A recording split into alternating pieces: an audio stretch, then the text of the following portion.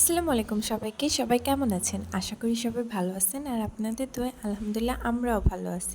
তো আজকে আমি হাজির হয়েছি আম্মুর বানানো একটা স্পেশাল নতুন রেসিপি নিয়ে। আসলে এটা বানাতে অনেক অল্প সময় লাগে আর এটা খেতেও অনেক সুস্বাদু। এই রেসিপিটা বানানোর জন্য আম্মু প্রথমে কয়েকটা জিওল মাছের ভিতরে জিরা বাটা, রসুন বাটা, পেঁয়াজ বাটা, মরিচ বাটা, হলুদের গুঁড়া, ধনিয়ার গুঁড়া এবং কাঁচা আম চিকন চিকন করে কেটে রোদে শুকিয়ে শুকিয়ে যে চিপসের মতো তৈরি হয়, আসলে এটাকে আমাদের আঞ্চলিক ভাষায় হল্লুই বলে। এই যে এটা হচ্ছে সেই হল্লুইটা। আসলে এটার কাজ হচ্ছে তরকারিকে হালকা টকটক একটা ফ্লেভার দেওয়ার। ইনশাল্লাহ খুব শীঘ্রই আমি হলুই দেওয়ার যে প্রক্রিয়াটা আছে সেটা আপনাদের সাথে শেয়ার করব। তো এখন আসা যাক রেসিপিতে। তো আম্মু এখানে সবগুলো মশলা অনেক ভালো করে মাছের সাথে মিক্স করে চুলায় বসিয়ে দিয়েছিল। এই যে এখন একটু নাড়াচাড়া করছে।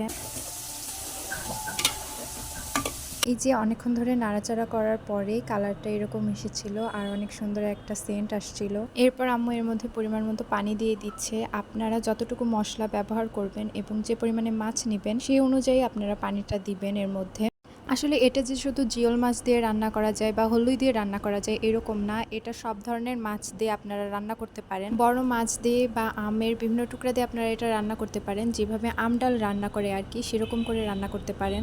আমের বদলে আপনারা এখানে টমেটো কিংবা জলপাইও ইউজ করতে পারেন। আসলে এইটা টক না হলে তো খুব একটা ভালো লাগে না, তাই টক করার জন্য আপনি যেটা ইউজ করবেন আর কি। তবে আমার আম আর টমেটো দিয়ে যেটা বানানো হয় সেটা বেশি ভালো লাগে। এটা খুবই ঝটপট আর সহজে হয়ে যায় আর এই খাবারটা খেতেও অনেক সুস্বাদু হয়। এই যে এটা হচ্ছে ফাইনাল লুক। আশা করি আপনাদের রেসিপিটা অনেক ভালো লেগেছে। আজকের ব্লগ এই পর্যন্তই। আপনারা সবাই ভালো থাকবেন আর আমাদের জন্য অনেক দোয়া করবেন। ভিডিও ভালো লাগলে অবশ্যই লাইক কমেন্ট শেয়ার করবেন এবং আমাদের ইউটিউব চ্যানেলটিকে সাবস্ক্রাইব করবেন এবং আমাদের পেজকে ফলো করে আমাদের পেজের সাথে থাকবেন। আল্লাহ হাফেজ সবাইকে।